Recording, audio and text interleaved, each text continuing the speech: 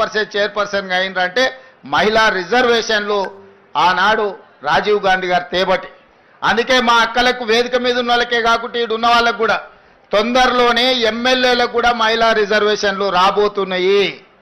153 సీట్లలో 51 సీట్లు 33% ఆడబిడ్డలు ఎమ్మెల్యేలు కాబోతున్నారు. ఈ 51కి ఇంకొక 10 అదనంగా కలిపి 60 సీట్లు ఆడబిడ్డలకు ఇచ్చే బాధ్యత నేను తీసుకుంటా.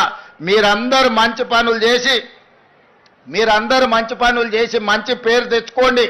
మిమ్మల్ని గుర్తించి మీకు ఎమ్మెల్యే టికెట్లు ఇచ్చడమే కాదు, మిమ్మల్ని గెలిపించుకునే పూచి కూడా నాది. రాజ్యాన్ని నడపండి. ఇల్లు అద్భుతంగా నడిపినోళ్ళు రాజ్యాన్ని కూడా బాగా నడుపుతారు. ఆడబిడ్డల పట్ల నాకు సంపూర్ణమైన విశ్వాసం ఉన్నది. మీరు కార్యక్రమాలను ముందుకు తీసుకెళ్ళండి. ఇవన్నీ కూడా పునాది రాయి చెట్లు నాటడంతో మొదలు పెట్టండి.